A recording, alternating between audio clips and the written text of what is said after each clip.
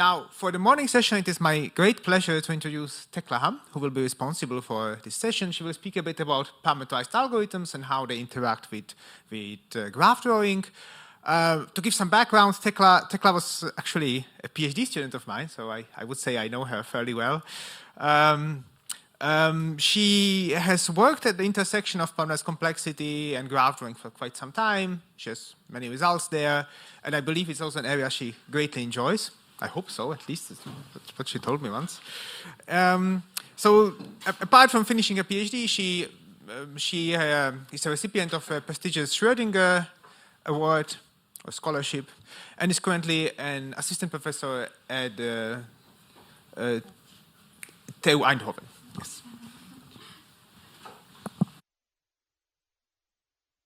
Yeah, thanks for the invitation. Thanks for organizing the PhD school, and thank you also for this very nice introduction, Robert. Also, thank you all of you for being here. I'm glad that many of you made it, and yeah, for those that didn't, Liana will be monitoring the Discord, so if you happen to watch this remotely, I don't even know where there's the camera, hi. If you have questions or want to say something about not being able to hear me well or something like that, just drop a message for Liana to read, she'll tell me about it. Also, for any of you, please feel free to interrupt me to complain if something is not understandable to you. We'll try to fix that together. Yeah, so I expected to speak to a somewhat broad audience, and I was curious what that looks like. So you might have seen on the Discord that I posted a poll, which I would now ask you to fill in. So it's just like you're supposed to place yourself somewhere along these axes where, okay, my session is going to be about the intersection of two research areas, parameterized complexity and graph drawing. Since we're at GD, I hope you all work on graph drawing. So one scale is like how familiar or comfortable you are with parameterized complexity theory. And the other scale is more like whether you're more interested in theory or applied results. So I hope that, yeah, if any of you cannot access the poll, then let me know.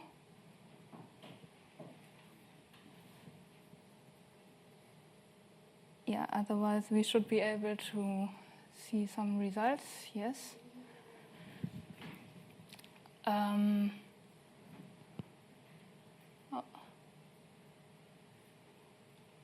Oh, that didn't work as intended. 1 second.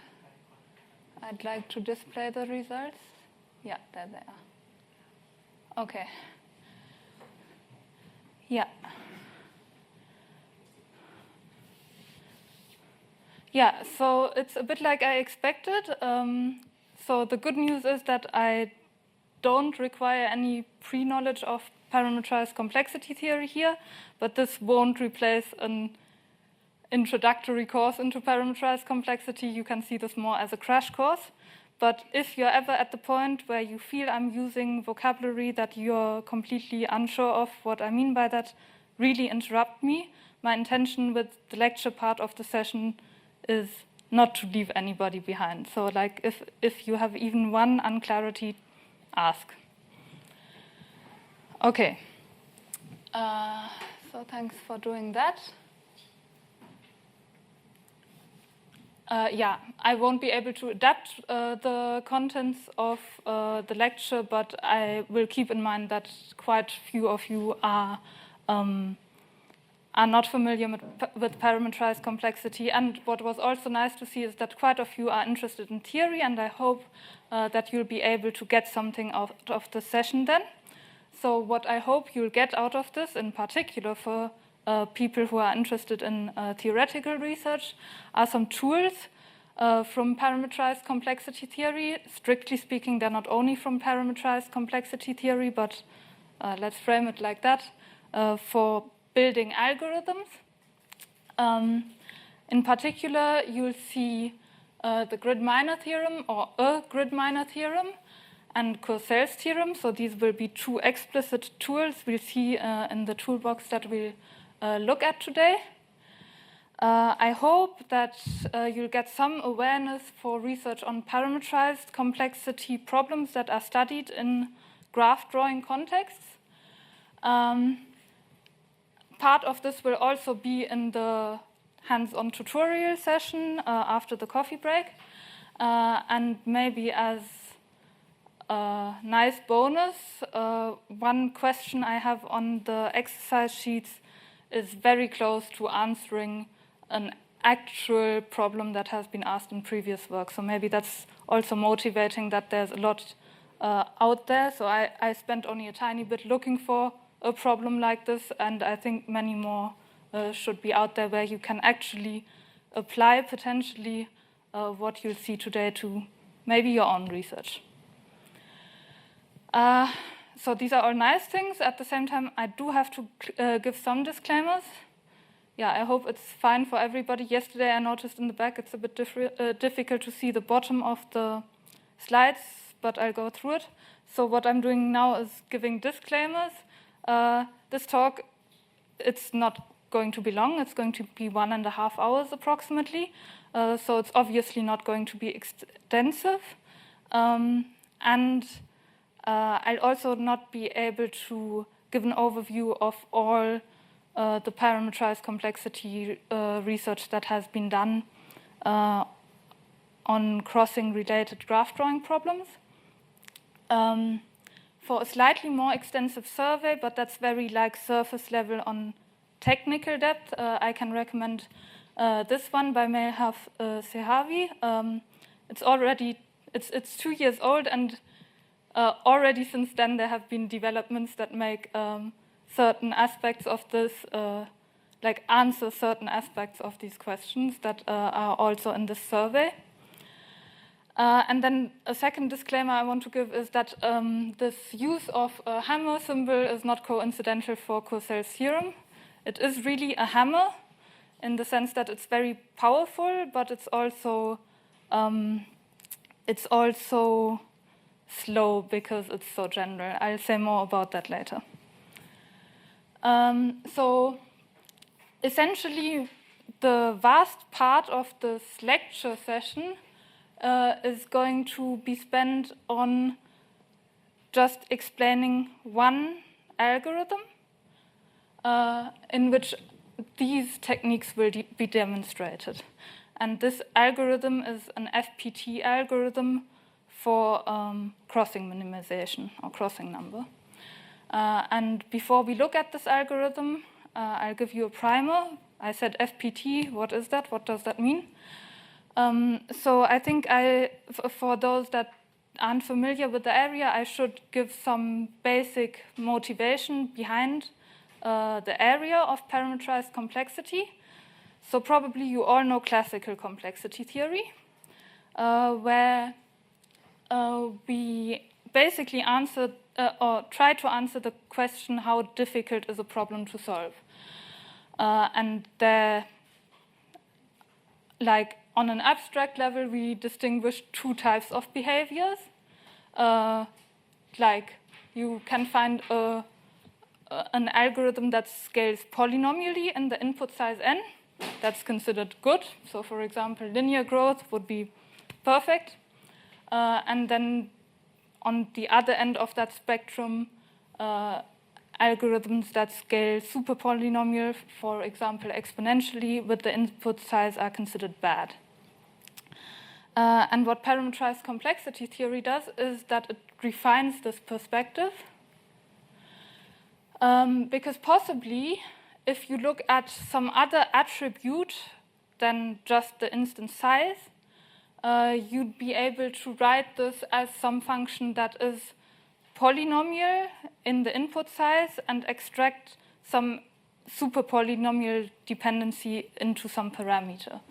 And this refined perspective on the behavior is what parameterized complexity theory studies. So like on a very high level, you can think of classical complexity theory asking whether problems are hard, and parameterized complexity theory tries to tackle like more specifically what properties of instances or problems make the problem hard.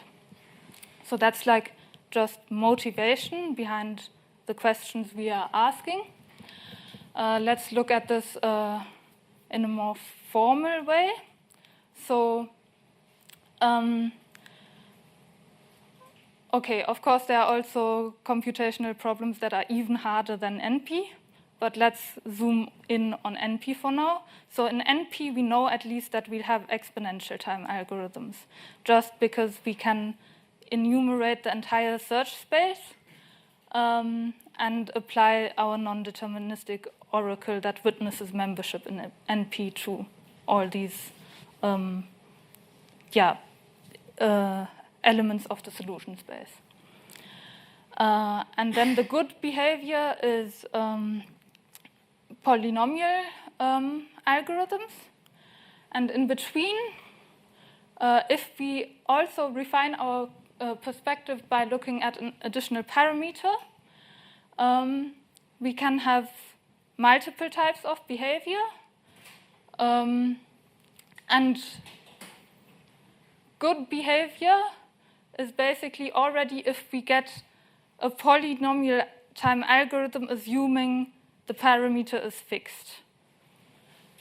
And this would be this class. And if you even manage to make the degree of the polynomial independent of the parameter you're looking at, then you'd be an FPT, which is like the best class from a parameterized complexity point of view. Do you have questions so far?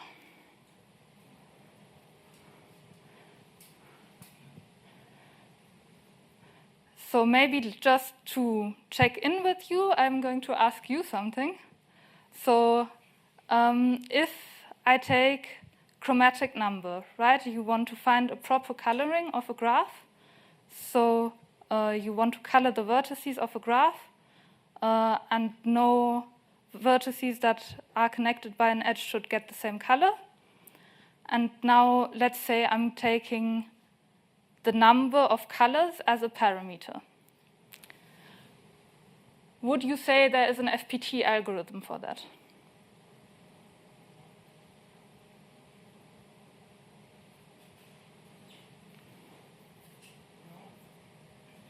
Yeah, I'm going to give the others a bit of time to think. So somebody already said no. Can you think of a reason why it's maybe a good question? Yes? I would say that the parameter is the base of the exponential. So like if k is the number of colors, is k to the n, where n is the number of edges of nodes to check if there are good coloring of the graph. So it will still be a constant to the n, so the exponential. The trivial algorithm, I would do something like that. So for each node, I check if color can be assigned. So the algorithm that I'll repeat for Discord, and you can also check whether you agree with what I'm saying. So if I understood you correctly, you would propose like an algorithm where you assign a color to every vertex that gives you color to the power of n many choices, and then check whether that's a correct coloring. And that's exponential, but that's not an FPT algorithm like you say correctly, because the input size still occurs in the exponent.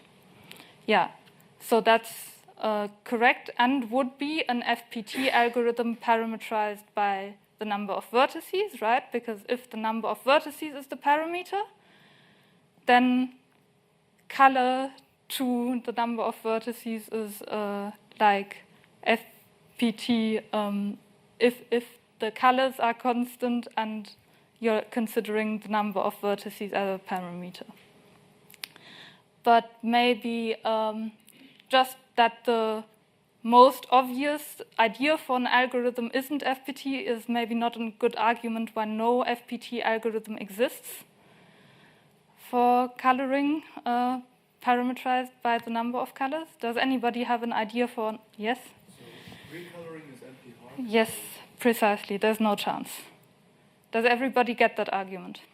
Yeah, so I'm intentionally trying to be a bit gentle with introducing you into this. That's why I have like this very explicit example, but I hope at least the concept is clear. Okay, now let's look at the problem we are actually interested in for today. So, yeah, again, we are at GD. I assume this is old news for you, but I'm just like trying to make sure we're at like level starting ground. So crossings are one of the most critical features of drawings of graphs. In particular, there are multiple studies that show that if you want to draw on a graph in a visually sensible way in which people can understand it, crossings are one of the features you want to minimize or restrict in some way, which also makes a crossing number, when solving a graph drawing problem, a very nice parameter in the sense that you would want it to be small anyway. So in some sense, you could say that algorithms that would be FPT by the crossing number are good since your exponential function in the crossing number will only get a small value in. So that's why it's a nice parameter to look at. Just to be clear, there are, of course, many different drawing styles one might consider or allow. Here we consider good drawings, so like what you would think of as the most unconstrained drawing style that is not nonsensical. So we only allow transversal crossings. No edges are drawn in a way where they intersect on infinitely many points or things like that. We don't draw edges through vertices that are not endpoints of that edge and so on. So like of these 4 example drawings, a lot of stuff goes wrong in this one, but all the others are in principle fine for us.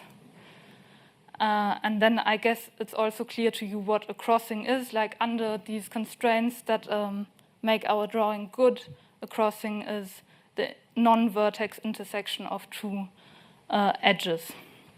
So this is a crossing, there's no crossing here, and here there are 3 crossings. Make sense? And the crossing number problem asks to decide the smallest number of crossings that you need to draw a graph. And if we look at what is known about the complexity of the crossing number problem, it is known to be NP-hard for a very long time. There's like a special case, namely deciding planarity. So if you want to decide whether a graph can be drawn without any crossings, that's possible in polynomial time. And there are multiple algorithms for this. I believe that one is the earliest, but there have been improvements since. And one nice combinatorial characterization of planar graphs is that they don't contain Kuratowski minors. Does somebody not know what a Kuratowski minor is? Okay, good. So I'm just going to assume that will come up later. And if we look at the parameterized side of things, it is known that it is FPT parameterized by the solution value, so the number of crossings you allow. This was first shown by Grohe and then improved later. But this algorithm by Grohe is actually what we're going to look at. With one slight modification, I'm just saying it for transparency, so I'm going to make it a bit slower to make it conceptually easier, but I'm just saying it for transparency. You don't need to be aware of that or anything like that. So basically, you're going to see all the results of all the ideas behind the first result, showing that deciding crossing number is FPT by the solution value. So just again, to make sure we're understanding the problem, if I say this, what kind of running time do you expect from the algorithm that I show you? Yes? Something in the lines of 2 to the power of k times n. Yeah, something like that. Or more generally, it can be some f of k times some polynomial in n only, not depending on k. Right? So that's what we're looking for. Very good. Okay. Yeah. So I indicated this on the overview slide already. The technique that becomes important here is bidimensionality type. So there is a line of arguments that is called bidimensional, and people see them more or less broad. But I would say this falls into the scheme. And what is behind all of these arguments are excluded grid or grid minor theorems, which essentially tell you that your graph, if it has large tree width, then you'll find a large grid minor. So let's try to parse that carefully. What do I mean by large? Well, if it's larger than some function in k, the tree width, then you'll be able to find a k times k grid minor. So the large here means dependent on some k that you're allowed to choose. And not only does this grid minor exist, but you'll also be able to find it in FPT time, parameterized by k. Okay, and if some of you are confused by this theorem, there might be multiple points where this might occur, but I would hope there is one big one, which is tree width. Who doesn't know tree width? Oh, that's nice. I'm surprised. You should have indicated higher familiarity with parameterized complexity theory then.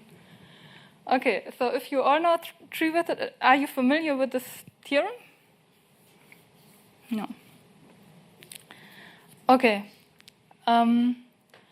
But if you are aware of tree width, then you might also know that it's something that is algorithmically very useful. So if you have bounded tree width, there's a whole long line of algorithmic techniques that have been developed for such graphs.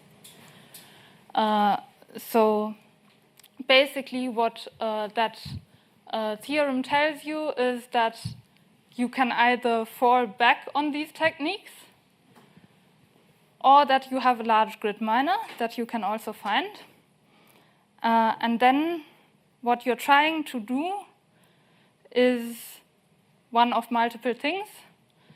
So often you can say yes or no immediately. So for example, for some covering type problems, a large grid will need a lot of things to cover all the connectivity there. So there typically the answer is no if you're parameterizing by the solution value. Or if on the other end of the spectrum you're asking some connectivity type of question, then a grid has very high disjoint connectivity. So typically for these problems you can easily say yes. Or there's a more yes? What is the grid minor? We'll come to that. Good point. Yeah, we'll come to that. Any other questions? Or there's the more complicated case, which is the most typical when one speaks about bidimensionality, that one tries to contract or reduce an edge in the grid. And why does that help? Well, if we think about doing this, so we check for small tree width. If we don't find it, we'll find a large grid miner and be able to contract or delete something. And we keep doing this, then at some point, we have so few edges left that we must have small tree width. Make sense? Okay. Yeah. And specifically what happens for the idea by Grohe to show that crossing number is in FPT is that the algorithmic tool for tree width that we'll try to use is Courcell's theorem, and that we'll try to delete some edges from a grid miner that don't change the problem's outcome for our instance. So that's the goal now. Now, what is a grid miner? I hope you know what a grid is. This is a grid. Yeah, so I didn't draw in vertices here because it became a bit cluttered later on, but each of these points here is a vertex. Is that fine for you? Okay. And typically, if we say a k by k grid, we mean the number of, or I can say it more generally, if we say an S by T grid, we mean the number of vertices in this direction is S, and the number of vertices in that direction is T. Okay. So, and now if you know what for the grid miner theorem it was k by k grid is, then you should also know what a k by k grid miner is, because it's similar, like if you're familiar with Kuratowski miners, it's the same concept. You are allowed to contract and delete edges to arrive at this graph, basically. So, yeah, it might be that some of what you saw as black grid edges before are actually multiple edges. So this is a vertex. Or even that you had to contract multiple edges to get the connectivity that you needed for the grid. And you might also have needed to delete edges and vertices. Yeah. Okay. So now let's look at the case where we find our large grid miner and try to delete some edge without changing the crossing number. That's our target now. Is everybody following so far? That looks good.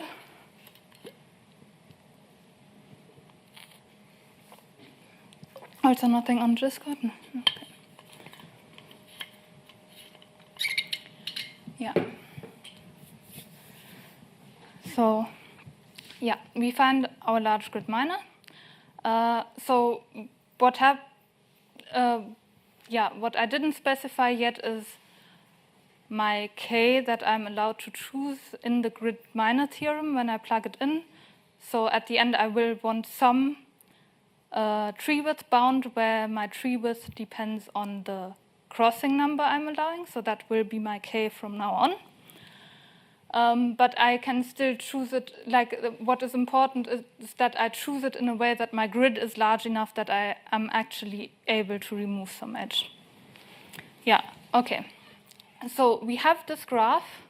Our question is, can we draw it with at most k crossings?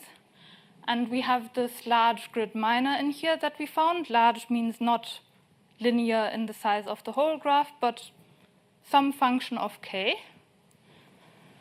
So in particular, what we can do is we can look at smaller subgrids in here.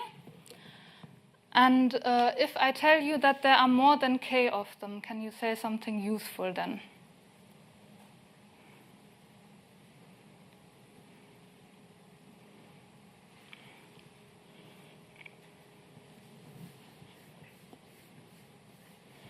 So again, what am I trying to do? We're looking at crossing number, and we want to have solution value k. In other words, we want to find a drawing with at most k crossings. Now, I gave you a grid in which I have more than k of these red subgrids.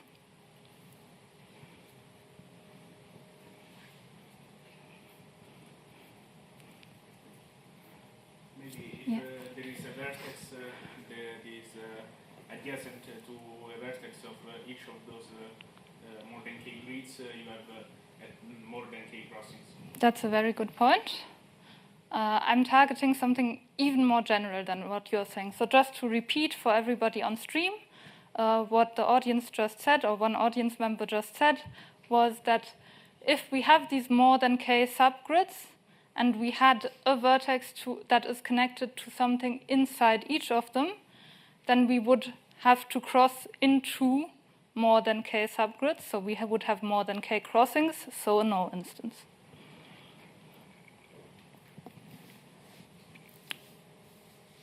Any more general thoughts on this?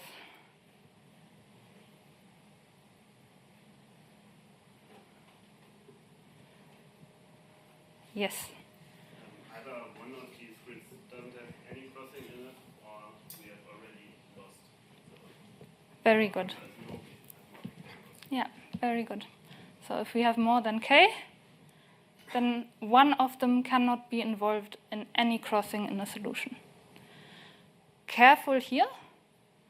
It doesn't mean that there is, so I'm not saying that one of them is not involved in crossings in any solution, but there is one solution that we can be targeting where one of them is not crossed, right? So for different solutions, there might be different grids, so you might need to cross one, or be able to cross one of them depending on what solution you are in. But if you're targeting one fixed solution, you will find a subgrid that is not involved in any crossing.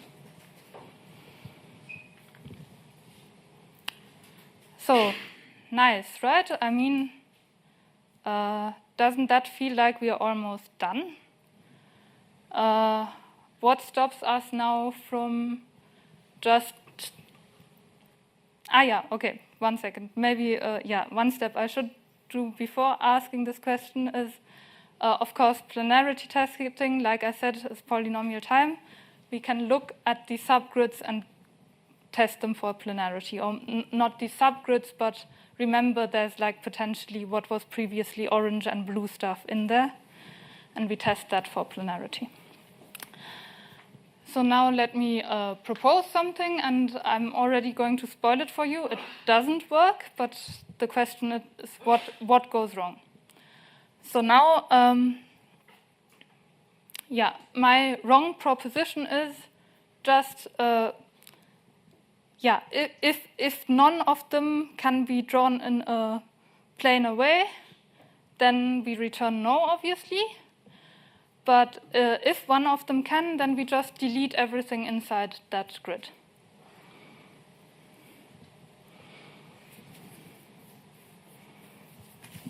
Does that sound suspicious to you?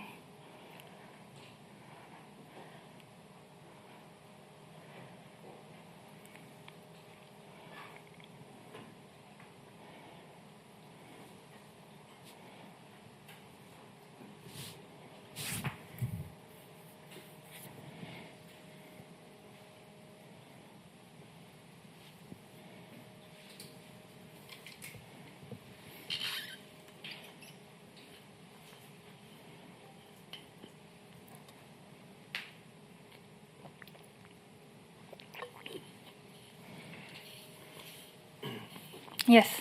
We just delete everything, then we could put other stuff inside. So we have to forbid that anything else goes inside there. Yeah. And also there's another point that is not good at the moment. Yes?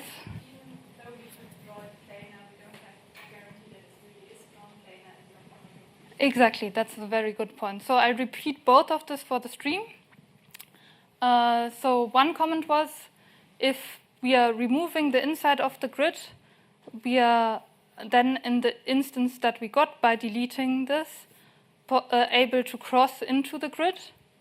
in a way that we didn't anticipate when we were deleting the inside of the grid. And like also, even though we can draw the subgrid itself in a planar way, there's no guarantee that in the solution we're targeting it is drawn in a planar way. So that's maybe a bit fast.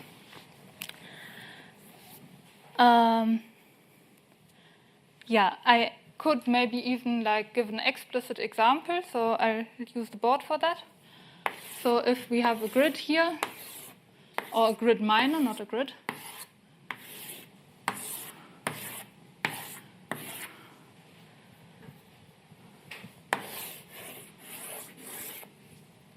I can draw this in a plain way. And now assume these were lots, like this is a path. This is a whole path. And I have the same thing here again.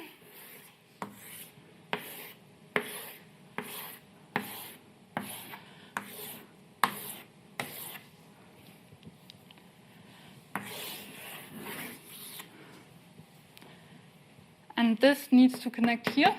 Like each of these, like these are numbered 1 through L, I don't know, need to connect to their 1 through L counterparts here. Then each of these subgrids, minors even, can be drawn in a planar way, but in a solution, if L is larger than K, I wouldn't want to like draw them like this and then have these pairs connect through the grids. I want to like pull one path into the other grid, just have two crossings. And that's something I'm not correctly accounting for if I just delete the inside of some grid structure that I can draw in a planar way. Clear?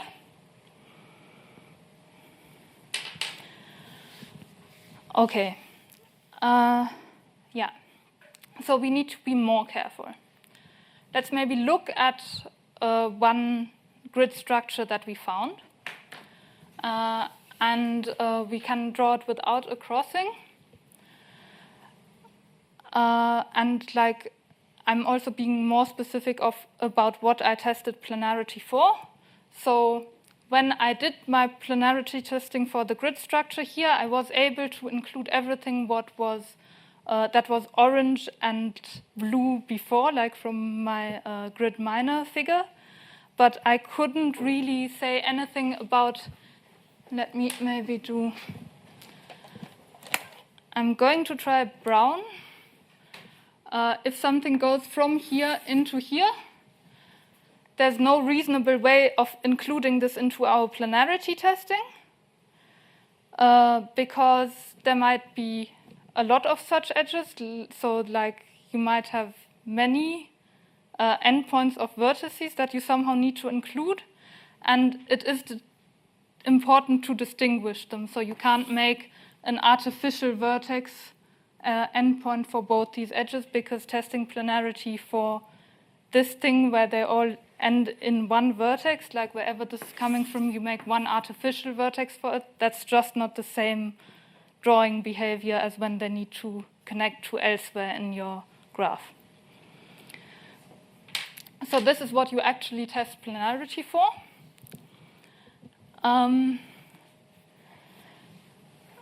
Okay. And now let's look at this thing. So when we were thinking of the size of the grid minor we are shooting for, we wanted to have it so large that we could find more than K subgrids. Similarly, here we can choose the tree width bound that we are aiming for so large that this is quite fat. So you will find a ring that has more, consists of more than K cycles. So if we have more than K cycles, same argument as before, one of them has to be drawn in a planar way in a hypothetical solution. Agree? We don't know which one, but one of them has to. And my claim is that if you have this fat cycle, or this fat ring, then you can delete something inside here. Does that sound better? Do you find this suspicious? Do you think there's still something that can go wrong?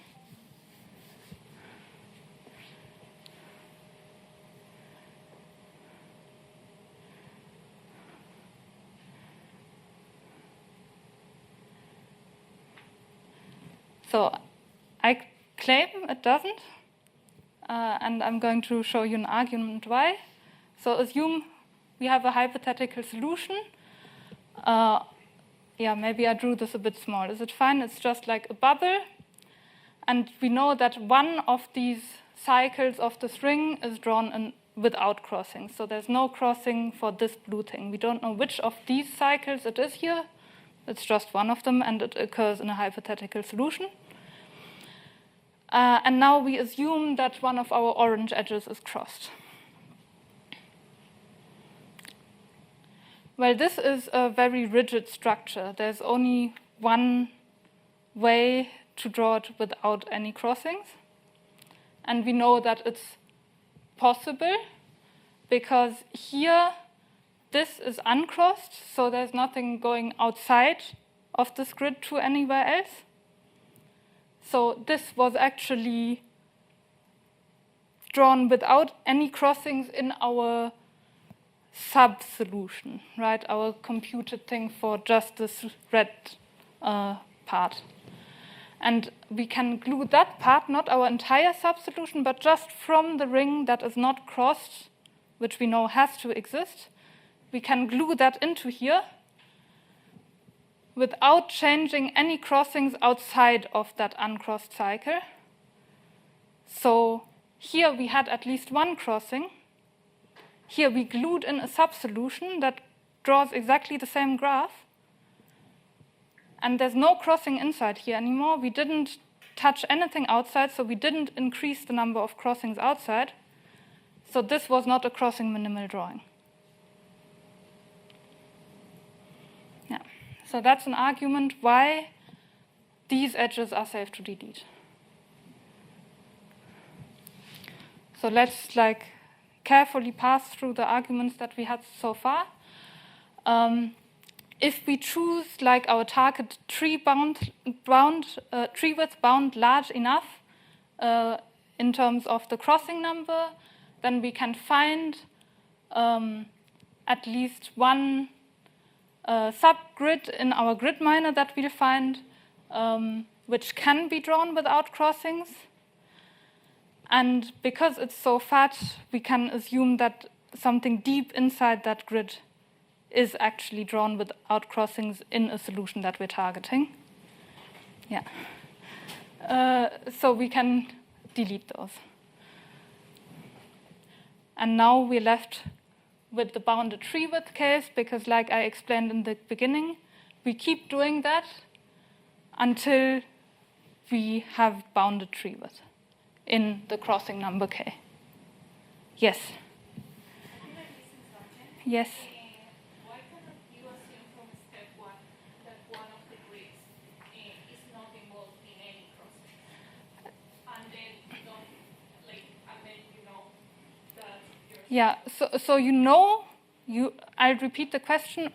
Why can you not assume from step one? So I assume up to here without having argued anything here. Why can't you assume that one of these grids involves no crossings? We don't need to assume that. We know that's true. So one of these subgrids involves no crossings. That's not the point. The point is finding which one, right? Because you actually need to delete the edges.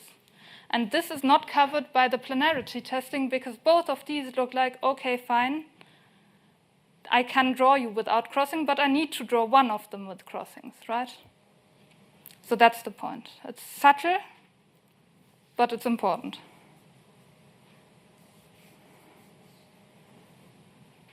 Other questions so far?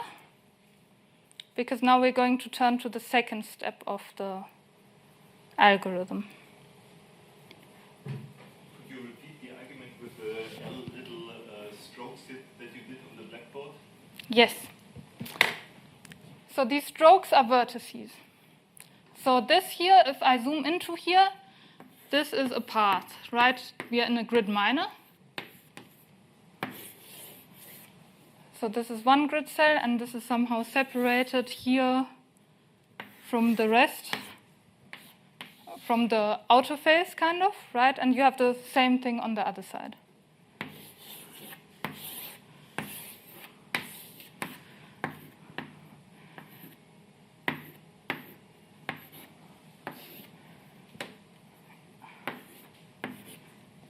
Yeah, I can't count, so this is, yeah,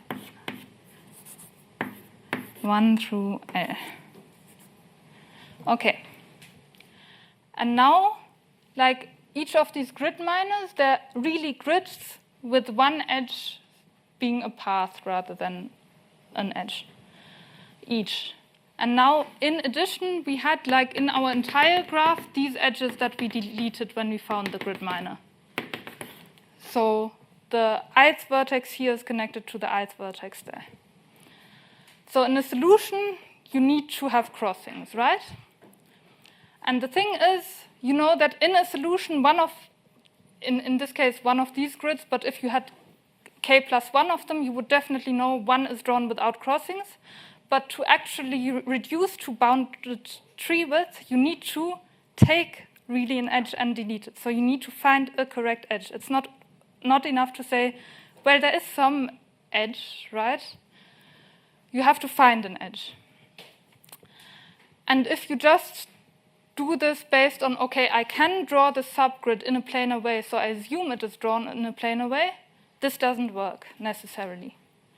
Because I can also, if, for example, I do this for the left subgrid, then I can, so far you could have said, well, if my left subgrid is not supposed to be crossed, I just draw this path out. No, even then, I need to have crossings in both of these subgrids, right? There's no way I avoid this. So that's the point behind it. And if I draw the subgrid in a planar way, I'll have L crossings versus the possible, if these are like literally the same edge, just 2 crossings, like these two are the same edge, then it's 2 crossings only. Because I can pull this path into here. Any other questions? Yes?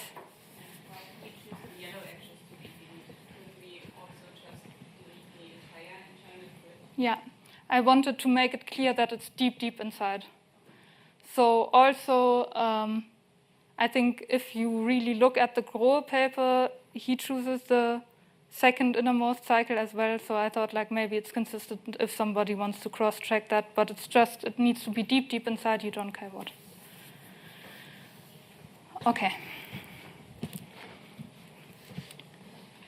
More?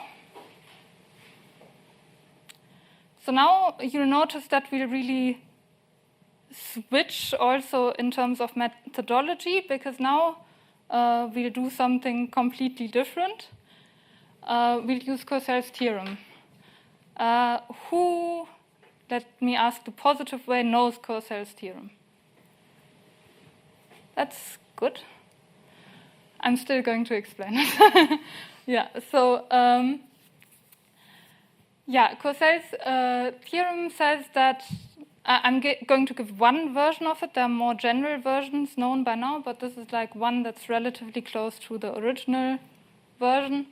So if you can express a graph property in MSO, that's a certain logic that I'll explain later, by a formula phi, then you can decide a satisfying assignment, or that there is no satisfying assignment of that formula in a given graph in FPT time, parameterized by, n is the number of vertices of that graph, I didn't write that.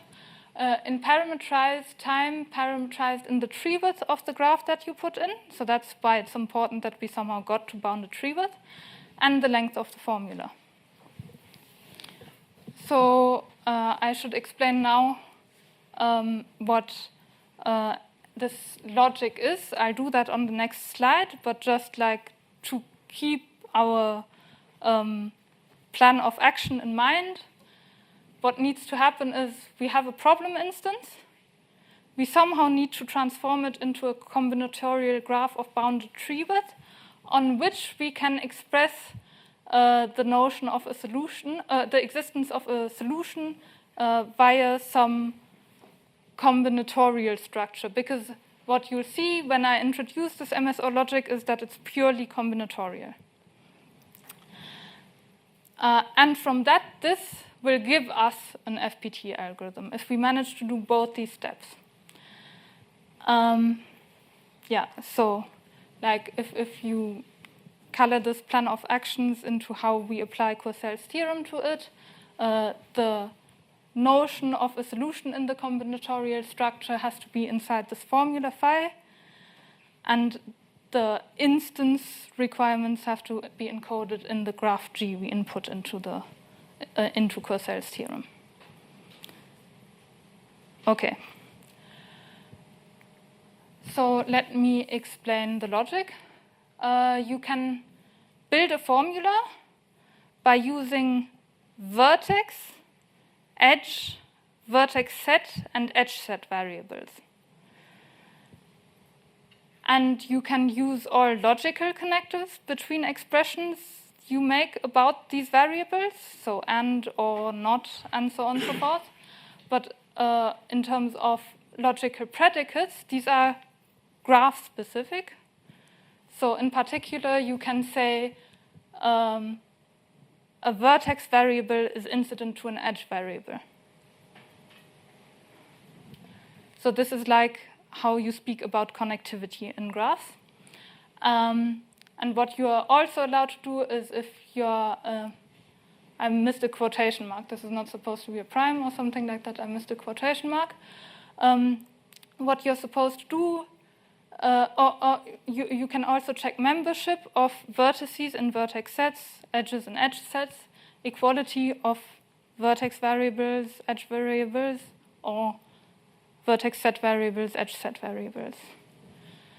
And to give ourselves additional, ease in encoding, we can mark vertices and edges by certain colors to distinguish like what their role in the graph is. And we are allowed to check these labels because ultimately the length of the formula will be a parameter in the FPT algorithm we get from Courcell's theorem. Let me just remind you here, this enters into the running time here. We will never be able to use many labels. So you should always think of like, for now, constantly many. Okay? If you've never seen this before, I can imagine that you're a bit overwhelmed. I hope we can fix that a bit by looking at an example. So we'll go through an example together, and then my plan is that we build like what we need for the crossing number algorithm together a bit. So that's my hope. So if I want to encode the existence of a path between two fixed vertices S and T in a graph, I can label one vertex in my abstract graph S and one vertex in my abstract graph T. I'm just going to call them that now. And now I want to express that they're connected by a path. I don't care how long that path is. One way I can do that is that I express the existence of an edge set that is the edge set of a path between these two vertices. That's what this formula tries to do. Let's go through it. So there exists an edge set. Okay, good. And there are multiple cases for what should happen with vertices. They should be equal to S or equal to T, or not incident to the edge set I've chosen, or there have to be two different edges in the edge set to which that vertex is incident.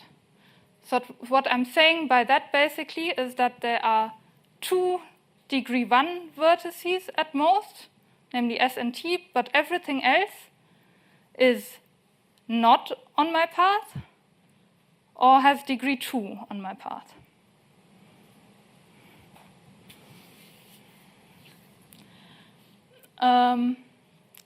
Okay. And then I'm going to say that these edges also, one sec.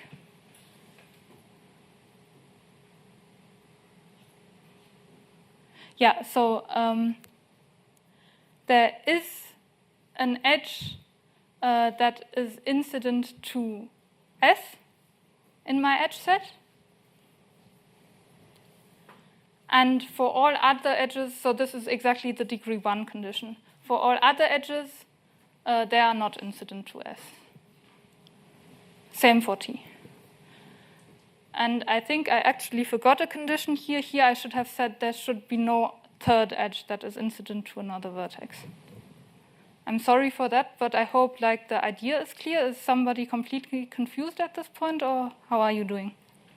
Should there be a space between the capital E and the F in the 2 last lines? 2 last lines, E and F, yes. So the question was for the stream, should there be a space here? Yes.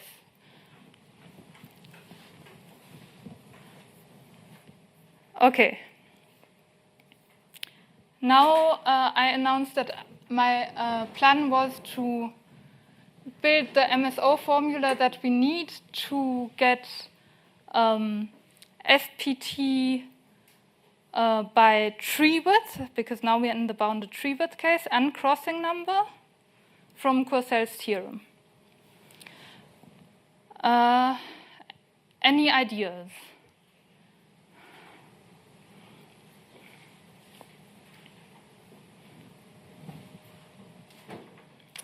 Is somebody confused about what I'm asking, maybe? Okay, looks fine.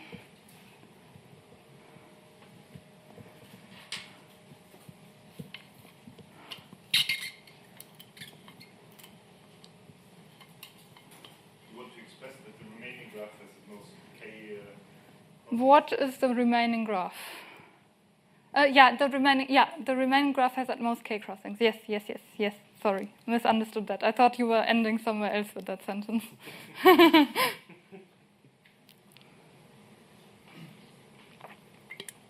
Let me start with an easier question. How do you express that a graph has no crossings in MSO?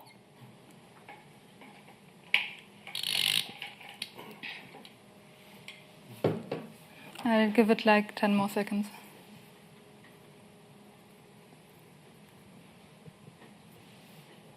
Yes. You can encode to check if there are the Kuratowski minors. Exactly. So what this would vaguely look like, I think I can put it on the board. Who would prefer me to put it on the board? I think it might become a bit messy, but I'm happy to do it if somebody wants to explicitly see it. Okay, nobody, thank you. That's very kind. Thanks.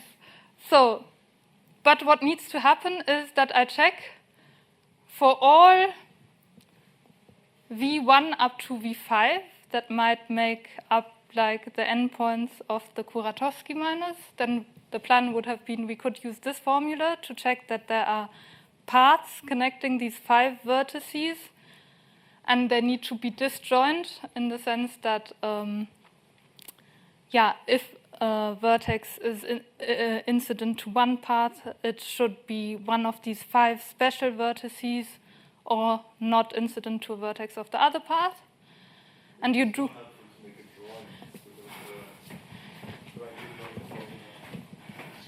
Okay, so we check non-existence of this Kuratowski minor, and K33 is analogous. So if we want to encode that this does not exist as minor, we say that there do not exist V1 up to V5, and this will be a whole thing, so there should not exist things that will make up a Kuratowski minor. And here we say that V1 up to V5 are connected in the correct way.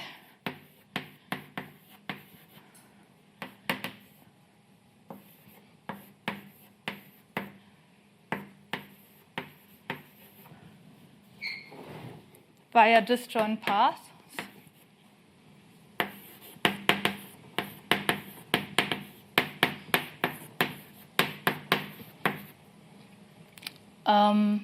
So that means if we look at this picture, we would say that like these paths are edge sets like here, where instead of S and T we have VI, VJ. And the only thing that we need to do, except have the conjunction of all these connectivity constraints, is that these paths also have to be forced to be disjoint. That's all that's needed in addition. Okay, so now we know how to express in MSO that a graph is planar. That was not my question, though.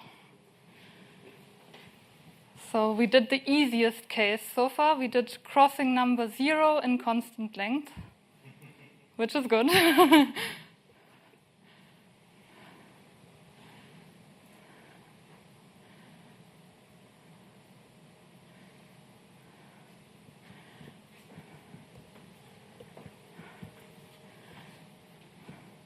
So I'm going to give you a hint. I encoded, when I described my plan of action, this was a step, right? So this graph is not the graph of bounded tree width that we already have. I don't know if that helps enough.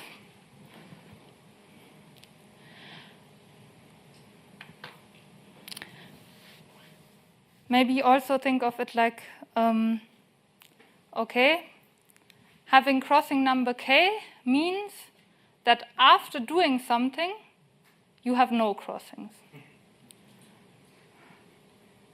Will you do it with branching or no branching, just directly? No branching directly in MSO. No, I'm going to use a different graph. I'm going to use a different graph, right? Yeah.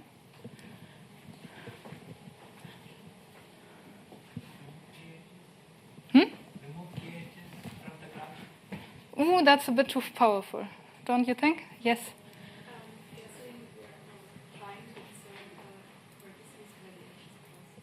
Exactly. So I'll repeat both suggestions from the audience. So one suggestion was deleting edges that cross. That's too much. That's like not the same, I think, because then you're expressing edge deletion distance to planarity and not crossing number. So these are two different things. So you might have one edge that crosses a lot, and that's different from having one edge that crosses only once, for example, right? And the second suggestion was trying to insert vertices where the crossings are. So basically encoding the planarization. And that's actually the way to go. So instead of our graph with small tree width that we got so far, we're going to consider the same graph, but subdivide each edge k times, because it can potentially be crossed k times. And we're going to mark these extra inserted subdivision vertices by a special label, which marks them as possible crossing. So let's say that again. So you turn an edge UV in G into a path with k subdivision vertices. I'm going to draw them as crossing.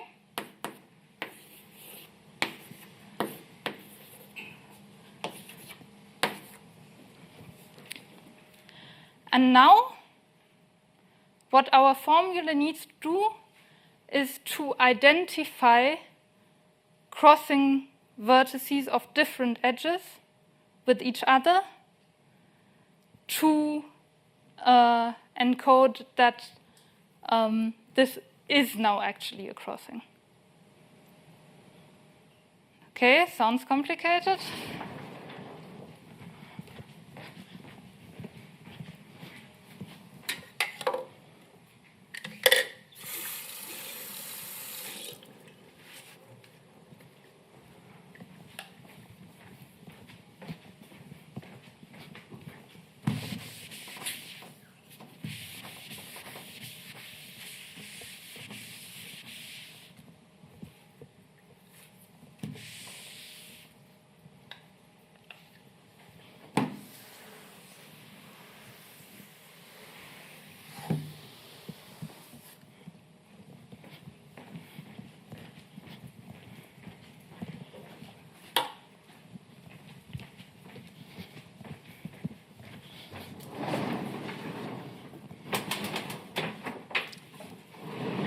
So after the subdivision operation,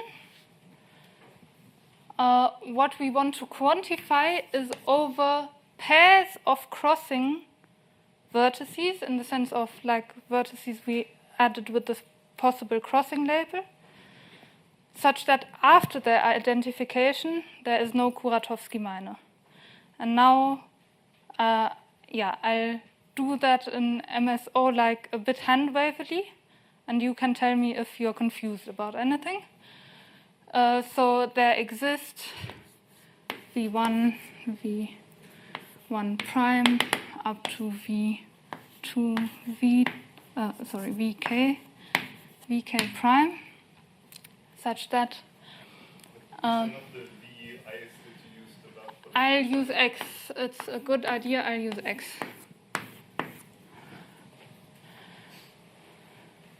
And then, let's give this formula a name. So, let's assume we encoded this by formula phi, the non-existence of a Kuratowski-Meine. So this here expresses G is planar. Okay?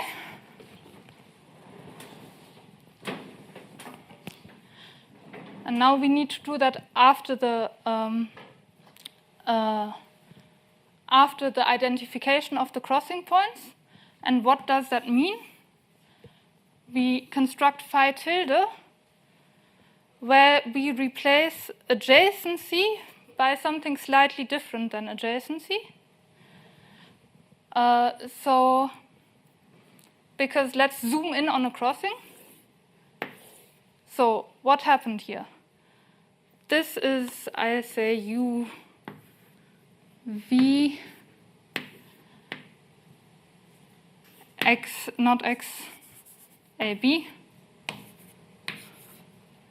Right, and that these two cross means that I have like one, I'm going to draw it slightly to that edge, but it's like they're supposed to be identified.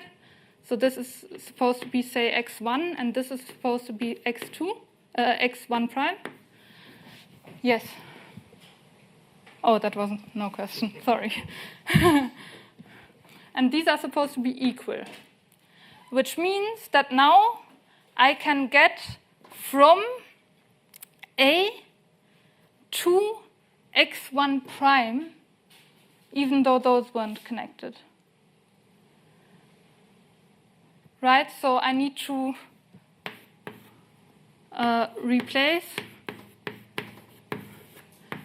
incidence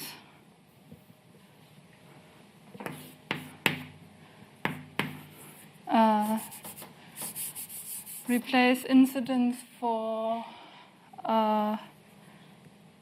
I'm going to say ST. I don't know if that's, let's say PQ is fairly safe. PQ. I'm going to replace incidence of PQ by incidence of PQ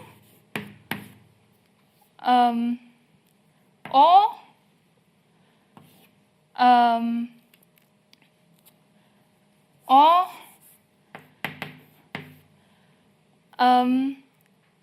incidence of x1 q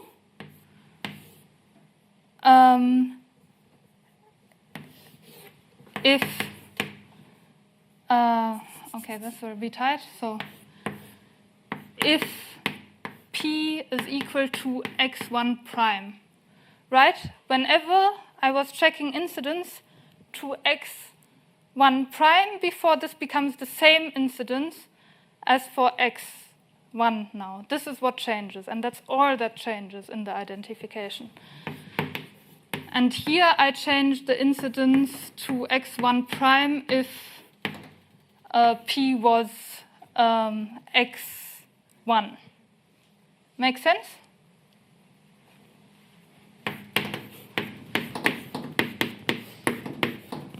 So really, in the adjacency, x1 and x1 prime are now interchangeable, and that's all that you need to change to identify them. Nothing more needs to happen.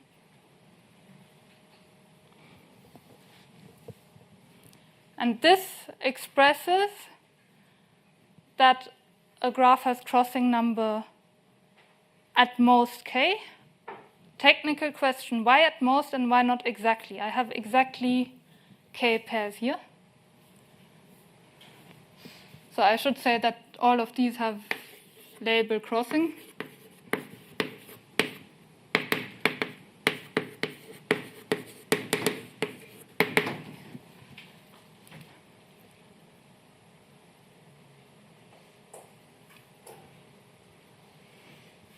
Okay, the technical yeah, Philip? Well, you just find one way to draw it, but there might be a better one, and also some of these crossings you might not even need, I guess. Yeah, I might not need them, but I'm saying in the formula, if there's a better drawing, I could also find that. So I'm not minimizing in this formula for crossings, but if there is a drawing with k minus 1 crossings, but no drawing with k crossings for some reason, I still find that I find a solution. You could have a thing like this. You could identify without actually crossing. Exactly. Or like even more obvious, I could have xi equals xi prime. The formula doesn't forbid that. So then the identification didn't do anything. So that's why I will also find drawings with at most k crossings. Okay. Yeah. So if we put everything we saw together, no, sorry, I didn't argue one thing. We subdivided here. Who tells me that this keeps tree width small? Well, I tell you that. People who know the definition of tree width will also tell you that. There's also one easy way to see it from just what I told you during this lecture, where we haven't seen the definition of tree width. So think about what subdivision does in a grid. Like, can you use the subdivision vertices as grid minor vertices?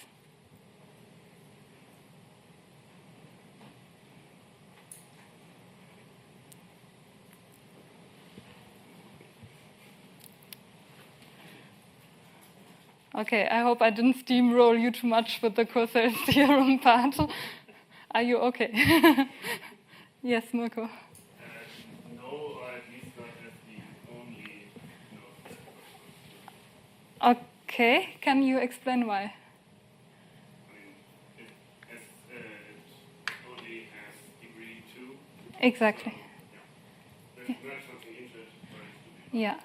So in a grid, everything needs degree greater than 2 except the corners, maybe.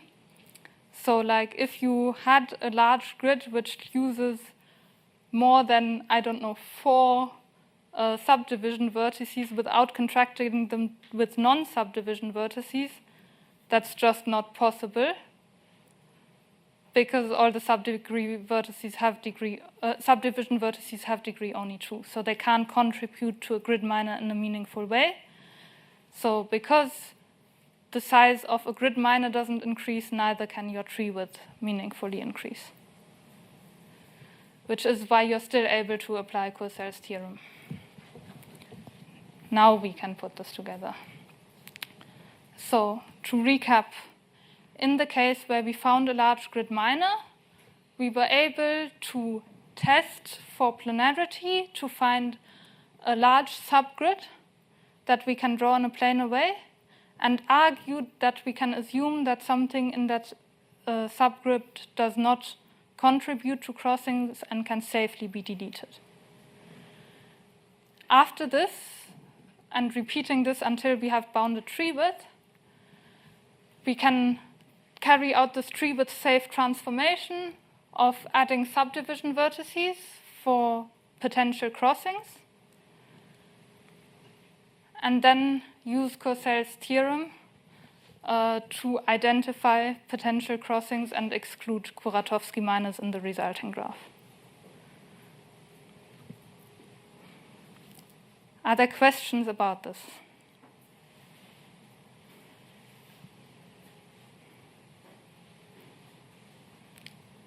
Okay. One can take this even further, and we did. I'm not going to show you details of that at all, but I might mention for the exercises some result that might help you that was used for that. Instead of considering the classic crossing number, one can try to add some more geometric type of constraints. So for example, one can fix a partial combinatorial embedding. So instead of asking what is the minimum number of crossings you need to embed a graph without any constraints, you assume that part of this graph is pre-drawn. So for example, if you want to embed the K4, you can do it without any crossings. If I fix this drawing for you already, there's no chance, right? Because you can't get from this vertex to this vertex without creating a crossing, and you need to add an edge that is still missing. So these two things are really different. And together with Petter, I was able to show that this is also FPT using similar arguments, but one needs to touch almost every of the steps I showed you previously. And in particular, the tree width safe transformation step is something that might become useful if you want to solve one of the exercises I prepared for you. So I might talk a bit about that in case you need help with the tutorial session. And obviously, monadic second order logic is very powerful. So at first glance, you might not have expected to be able to encode crossing number at most k in monadic second order logic, but by gadgeteering around a bit and being smart about it, you can do that. This comes at a price. So the dependency on the parameter of the running time of the algorithm you get is usually a tower of exponents, and it grows with the number of quantifier alternations you have. So whenever you switch from a chain of existential quantifications to a chain of universal quantification, that grows. So for crossing number, I think you have 2 to the 2 to the O of crossing number in that FPT algorithm, so not practical at all. And I think one should advocate for looking more into more practical FPT algorithms for crossing number, because that algorithm exists for a very long time and there's no useful implementation of that, for example. But for classification and the theoretical complexity behavior, I don't think there is a more powerful tool than Courcell's theorem, also in approaching these crossing number restricted graph drawing problems. There are, however, also limits to it. So you can encode additional constraints like restricted parts of the drawing, like with partially pre-drawn crossing number, but there are things that are inherently un-MSO-able. So not everything. If you look at rectilinear crossing number, for example, this has been shown to be ETR hard, ETR complete. And if you just think conceptually about the power of, okay, I want to speak about ETR in this lecture. Maybe you'll hear a bit about it during Manfred's, but I'm not sure. I don't know. But in principle, like, the class ER gives you the power to solve all algebraic expressions, basically. And if you juxtapose this against MSO, where you can really only speak about discrete things, it's not surprising that you would need to do something very different. So it's not like a formal argument why there is no FPT algorithm to solve rectilinear crossing number by crossing parameterized by the solution value in FPT time. It's not a formal argument, but whatever you do, MSO is out of the picture. And then to conclude, kind of, I also want to do a slight perspective shift, just because I think a talk on crossing number related problems and parameterized complexity theory would be incomplete with this. So we've kind of looked at the angle approaching crossing restricted problems in graph drawing with parameterized complexity techniques and asking parameterized complexity questions about them. But what we haven't looked at is using crossing number as a parameter. So crossing number is just a property of a graph. You could use that to parameterize arbitrary graph problems in principle. And this has also been done historically. There's just one thing that is quite interesting. So obviously, if you want an algorithm that is tractable, so either XP or FPT, parameterized by crossing number, you obviously need to be polynomial time on planar graphs. That's just crossing number 0, right? And it turns out that so far, a lot of the algorithmic techniques we are aware of that work on planar graphs extend to bounded genus graphs. Who does not know what genus is? Yes. Okay. Maybe somebody who does know what genus is. Do you want to provide a short explanation? Otherwise, I'll take care of it. The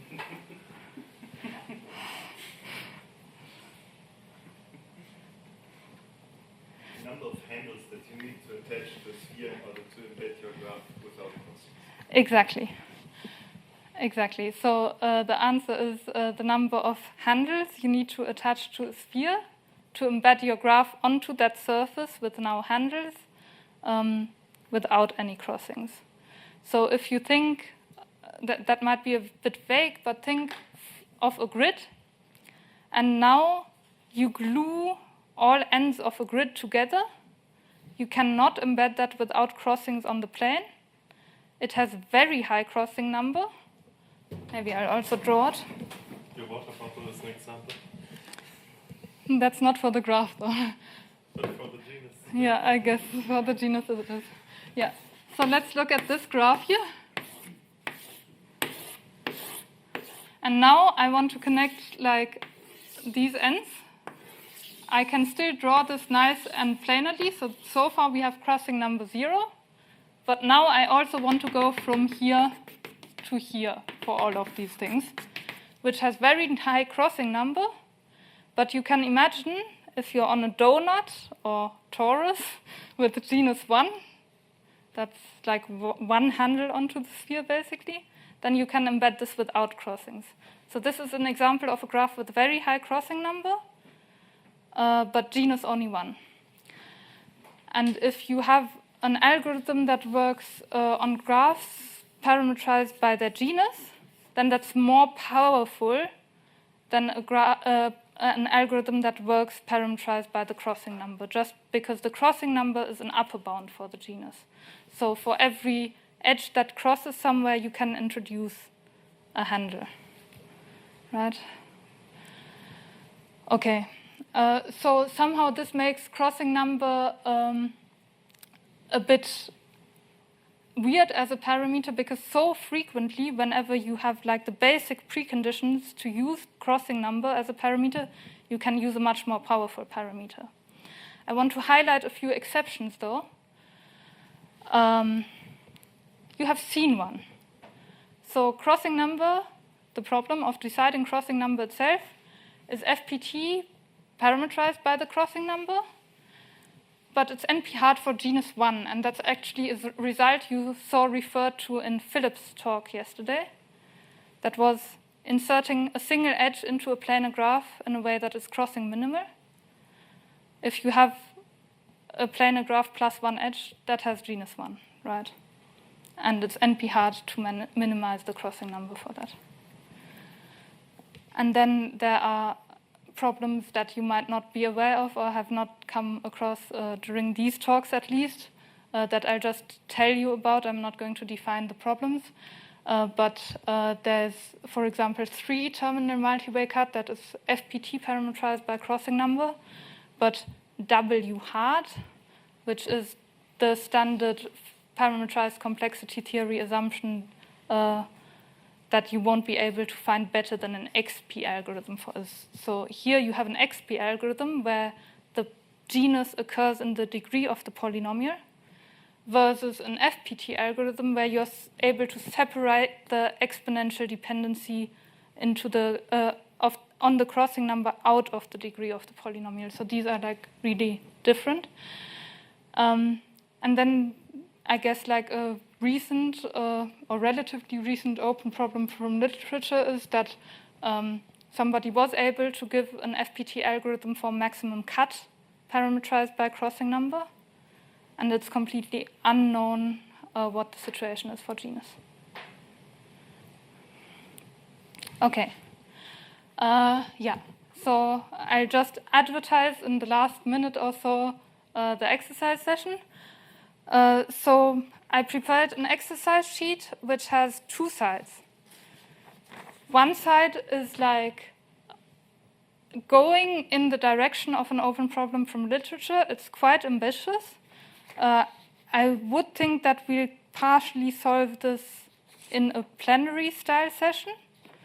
And then there's the back side where there's more practice type questions if you just want to get used to the concepts that you heard about in this lecture. If at some point later in the future you look at these exercises and are confused about them, you can always write me an email. Okay, that's it. Thanks.